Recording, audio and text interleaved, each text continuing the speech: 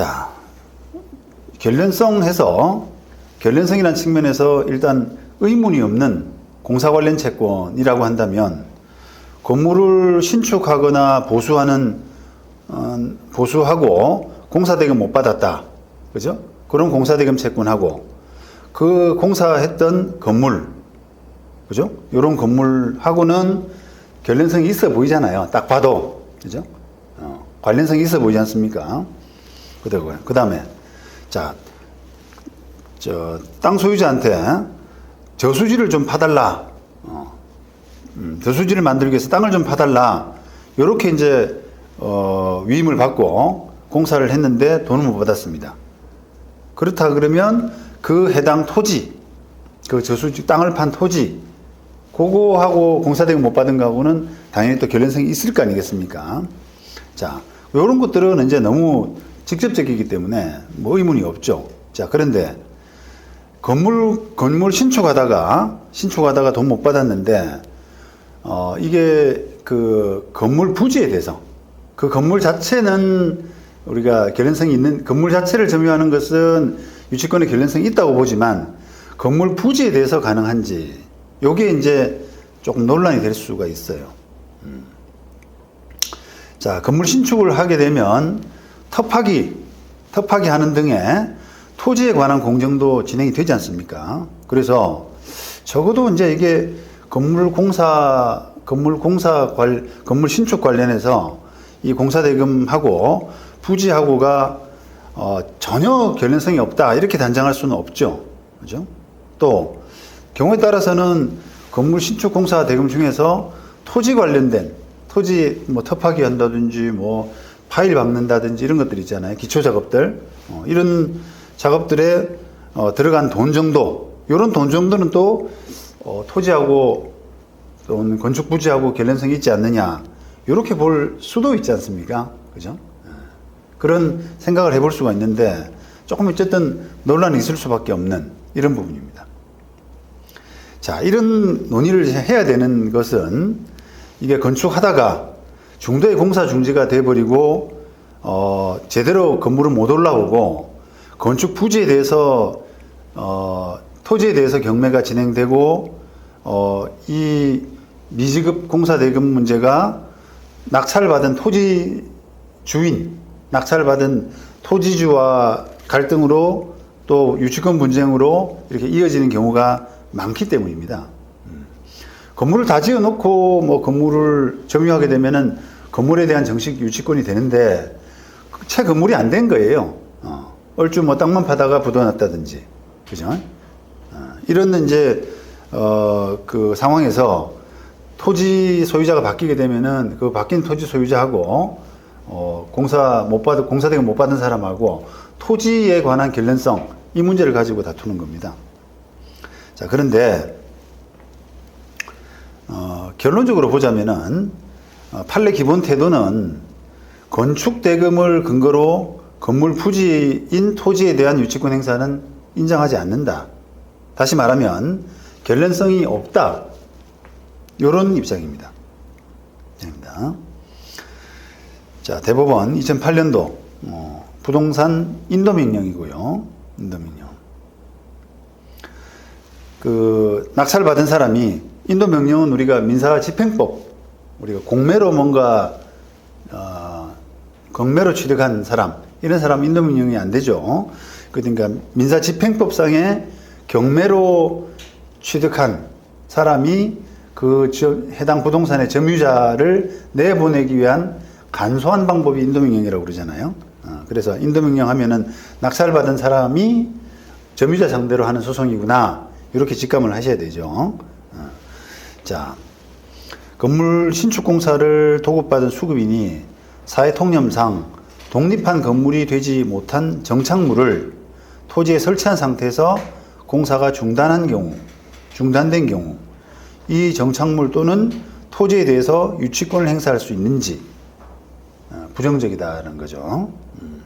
그러니까 낙찰받은 사람이 나가줘, 토지 낙찰받은 사람이 나가줘라고 인도명령을 신청했더니 나 이 토지에 대해서 유치권 있어 이렇게 다투는 거거든요. 자, 그런데 이 그 그 사람이 공사대금 못 받아서 지금 점유하고 있는데 그 지금 공사 상태가 독립한 건물이 되지 못한 약간의 정착물 비슷한, 그죠?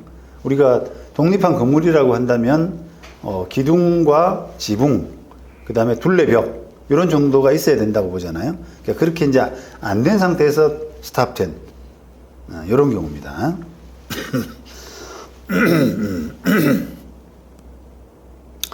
자, 유치권 행사할 수 없다 이렇게 결론적으로 봤는데요. 자, 공사 중단할 때까지 토지 소유자에 대해서 발생한 공사금 채권은 공장 건물의 신축에 관해서 발생한 것일 뿐 토지에 대해서 발생한 것이 아니다 이렇게 봤어요. 그죠? 토지에 대해서 발생한 것이 아니다. 자, 원래 자기가 해놓은 것은 이제 그 구조물 아닙니까? 건물이 아니라 구조물인데 그 구조물은 토지의 부합물에 불과해서 여기에 대해서 유치권 행사할 수는 없다. 왜냐하면은 그거는 토지 자기가 한 거는 건축공사고 건물공사인데 그 구조물이라고 하는 것은 토지 부합물이 되어 있기 때문에 더 이상은 이제 건드릴 수 없다라고 하는 거고요. 그 다음에 그 공사대금 채권도 건물 신축에 관해서 발생한 거니까 토지와의 관련성도 없다. 이렇게 본 거예요. 자, 이 판결은 그 축 가공, 고기, 육고기 그런 가공 공장을 신축하다가 이 재항고인, 이제 인도명령이 결정이 되니까 여기에다가 항고하고 뭐 재항고하고 이렇게 한 것 같습니다. 이 재항고인 주장 30% 정도의 공정 상태에서 공사가 중단된 후에 해당 토지가 경매로 낙찰된 사안에서 건축공사로 인한 공사대금은 건물에 관한 채권일 뿐이고 건물 부지인 토지에 관한 채권은 아니다 라고 하는 전제에서 건축 중에 중단되어서 아직 부동산이라고 할 수 없는 구조물은 토지의 부합물이기 때문에 이 토지에도 유치권 행사할 수 없고 그 토지지상 구조물에 대해서도 유치권 행사할 수 없고 결국은 뭐 토지지상 구조물이라고 하는 것은 토지와 부합됐기 때문에 토지라고 할 수 있는 거죠. 결국 토지에 대해서 유치권 행사가 안 된다. 이렇게 이제 판단했습니다. 그다음 대전고등법원 2009년도 공사대금 사건이고요. 요거는 건물 신축한 시공업자가 낙찰자 상대로 제기한 유치권 존재 확인 소송인데요. 지금 제목은 이제 처음에 공사대금으로 시작했던가 봐요. 소송 자체를. 그래서 처음에 타이틀을 공사대금으로 했는데 뭐 거기 숨어 있는 공사대금 등이기 때문에 거기 아마 유치권 확인 소송도 유치권 존재한다라고 하는 확인 소송도 들어갔는지는 모르겠습니다만 어쨌든 쟁점 자체는 유치권 존재 확인 소송입니다. 그런데 이 건물 신축한 시공업자가 낙찰자 상대로 했습니다. 결론은 여기 2심 판결이잖아요. 대전고등이니까 2심 법원은 유치권 확인 청구를 기각을 했습니다. 왜냐? 절반 정도 짓다가 건축이 중단된 상태에서 건물 부지인 토지와 미완성 건물이 경매에 붙여져서 모두 낙찰되기는 했지만 이게 조금 경매가 잘못된 경우에요. 토지하고 미완성 건물이 경매에 들어갔어요. 그래서 다 낙찰 받았습니다. 피고가 되겠네요. 이 사건에서는. 피고가 다 낙찰 받았는데, 자, 결과적으로 따져보니까 이 건물에 대해서는 잘못된 절차에 따라서 경매가 되었기 때문에 낙찰자는 토지에 대해서만 유효하게 소유권을 취득하고 건물에 대해서는 소유권을 취득하지 못했다. 그래서 유치권 확인 청구, 토지 소유자에 대한 유치권 확인 청구는 타당치 않다라고 본 거죠. 자, 보세요. 이게 왜 경매가 좀 잘못됐냐면, 건물이 짓다가 이제 중단됐는데, 아까 말씀드린, 건물로서의 요건, 지붕과 기둥과 지붕과 둘레벽, 이런 부분들이 갖춰지지 않았으면은, 뭐, 토지의 이제 부합물 쪽으로 봐서, 그렇게, 같이 경매가 될 수가 있죠. 그런데, 이 사건은 그 단계를 넘어섰다는 겁니다. 그냥 토지의 부합물이 아니라 비록 준공이나 완성되지 못했습니다만 기둥과 지붕과 둘레벽을 갖추고 짓고 다 짓고 건물의 형태를 갖춘 거예요. 그래서 법적으로는 건물이기 때문에 토지에 대한 뭔가 저당권 가지고 또는 토지에 대한 압류 가지고 건물을 경매시킬 수가 없는 경우입니다. 그래서 우리가 그럼에도 불구하고 이 경매법원이 절차를 오해해가지고 토지도 경매 넣고 또 거기에 건물도 같이 제시외 건물 제시외 물건 이래가지고 경매를 넣어버렸어요. 또 감정도 했죠. 그걸 같이 팔아야 되기 때문에 건물 부분에 대한 감정도 하고 해가지고 정식으로 그냥 건물을 팔아버린 거죠, 같이. 그런데 우리가 경매 효력이라고 하는 부분에서 만약에 토지에 저당권이 되어 있다 그러면은 그 저당권의 효력은 종물 부합물에 대해서는 미치지만 별개의 물건에 대해서는 미치지 않지 않습니까? 근데 이거는 독립된 건물이기 때문에 토지의 저당, 토지의 압류 이런 것들이 미칠 수가 없어요. 그래서 그걸 경매에 넣을 수가 없는 케이스가 되는 겁니다. 근데 이제 경매법원이 잘못했죠. 그래서 낙찰을 받긴 받았는데 2심 법원이 보니까 1심 법원은 지금 그 건물에 대한 경매가 무효다라고 하는 부분을 인지를 못하고요.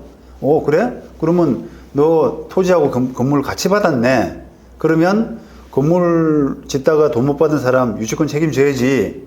유치권 떠안아야지. 이렇게 나온 거죠.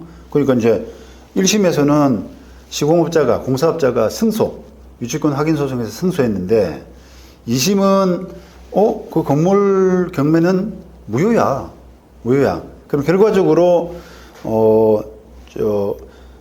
낙찰을 받은 사람은 땅에 대해서만 낙찰이 됐기 때문에 건물 공사하다가 돈 못 받은 사람이 토지에 대해서는 그 유치권 행사할 수가 없지 않습니까?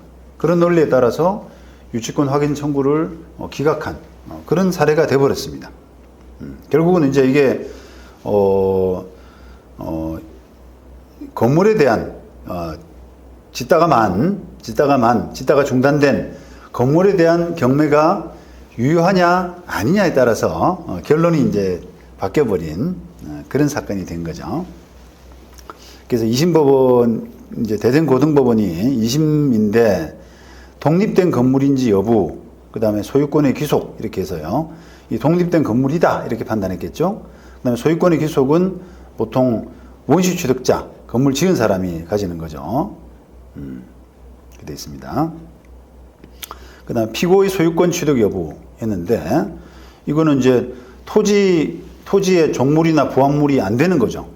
그렇기 때문에 피고가 소유권 취득을 못했다 이렇게 봤겠죠. 이렇게 등등 해가지고 경매 목적물이 됐다고 볼 수 없다 해서 취득권 못했다.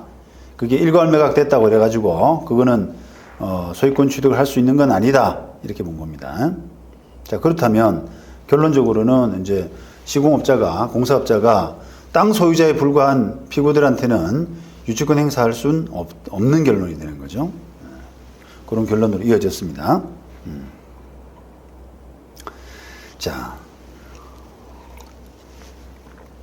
요게 이제 지금까지 말씀드린 그 기본 틀이고요. 대법원의 기본 틀, 판례 기본 틀은 건물 공사대금 가지고 땅에 대해서, 건축 부지에 대해서는 유치권 행사가 불가능하다 이런 뜻이고요. 이런 이제 틀이고 조금 이제 결을 달리하는 대법원 판결이 있습니다.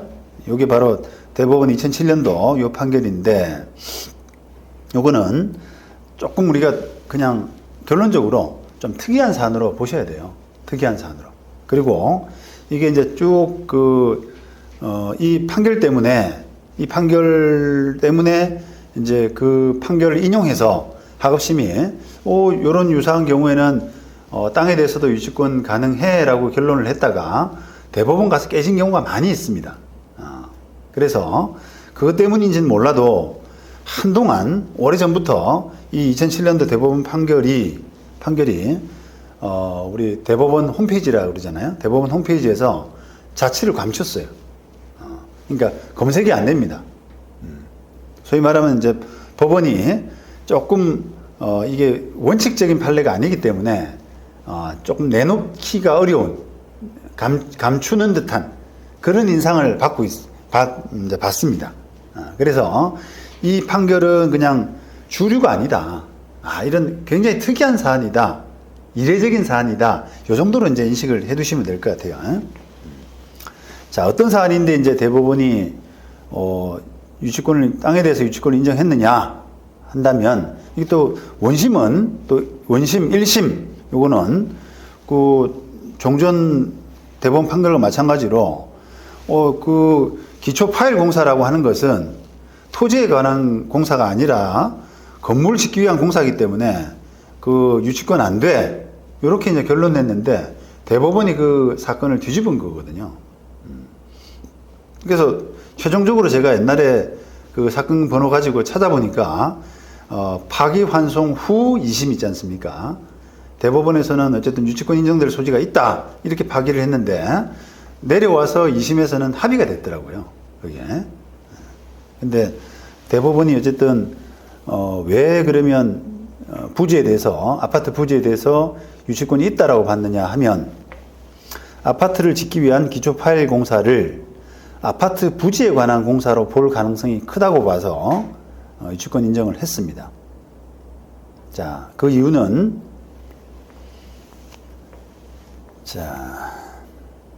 피고가 설치한 콘크리트 파일은 집안 침하 등으로 건물이 붕괴될 것을 우려해서 건물 기초 보강을 위해서 항타하여 삽입한 것으로서 그 공사대금 채권은 이 사건 각 토지 위에 신축하려고 했던 임대아파트와 관련해서 생긴 것이지, 요거는 지금 원심 판단입니다. 원심 판단. 원심 판단, 1심 판단도 마찬가지죠.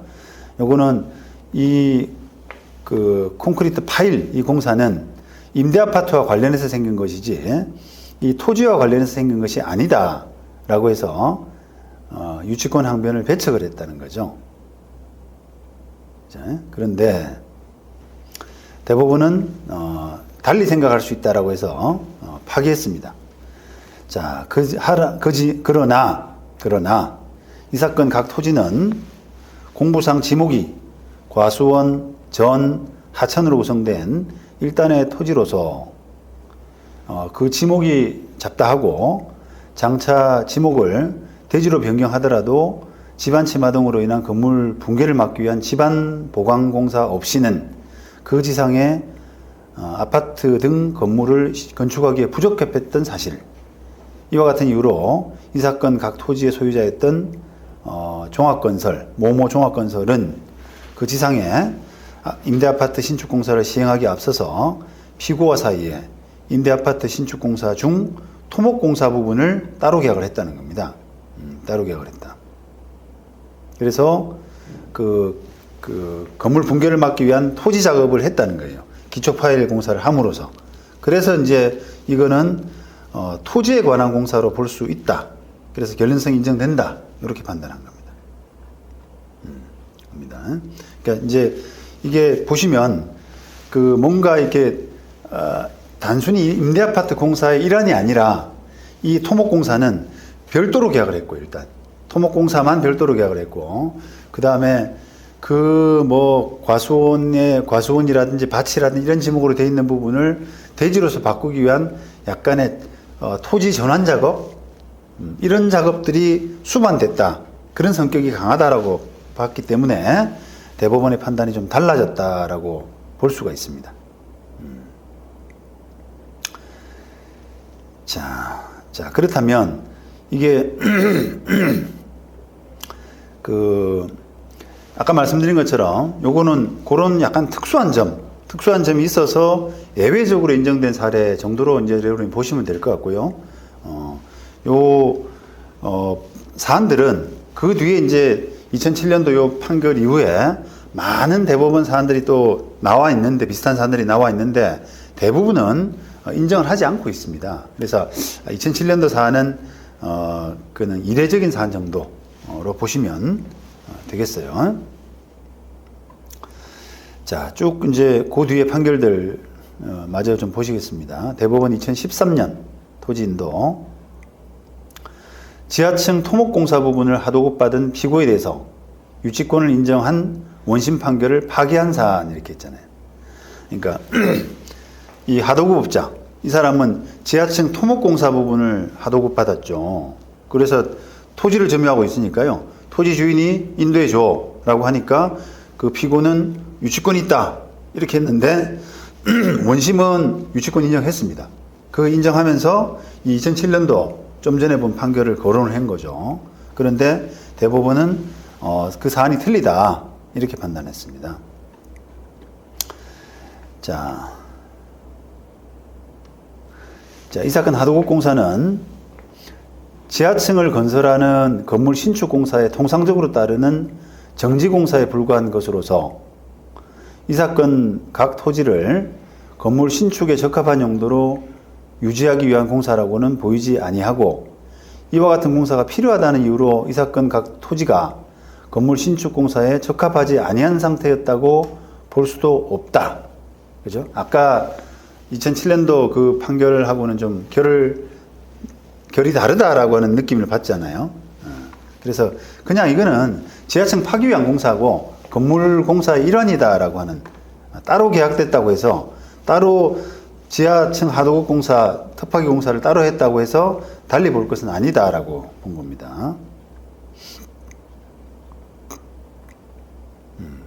그래서 이 사건 하도급 공사는 이 사건 오피스텔 신축을 위한 초기 공사로 보아야 될 것이지 그것이 이 사건 각 토지에 대한 공사 성질을 지닌다고 볼 수는 없다. 이렇게 해서 원심 판결을 파기한 사건입니다. 그 다음에 부산고등법원 2014년 토지인도 지하 토목공사를 근거로 유치권을 주장하다가 점유를 침탈당했네요. 침탈당하니까 유치권 확인 소송을 했습니다. 토지인도 소송하고 뺏겼으니까요. 그죠? 점유회수, 토지인도 소송하고 유치권 확인 소송 이런 소송을 한 거예요. 근데 이 사람은 지금 지하 토목공사를 했다는 거예요. 그래서 이 결론도 결과적으로는 어쨌든 유치권 인정이 안 된 그런 케이스입니다. 자, 이 사건 하도급 공사는 대지에 건물의 지하층을 신축하는 공사에 통상적으로 따르는 터파기 및 흙막이 공사에 불과한 것으로서 장차 완공될 건물에 관한 공사로 볼 것이고 토지에 관한 공사로 볼 수는 없다. 원고가 피고 무슨 건설에 대해서 가지는 이 사건 하도급 공사의 대금 채권은 이 사건 토지에 관해서 생긴 채권으로 볼 수는 없으므로 이를 피담보 채권으로 해서 이 토지에 대한 유치권 행사할 수는 없다. 그러니까 유치권 확인 청구는 기각 이렇게 된 거죠.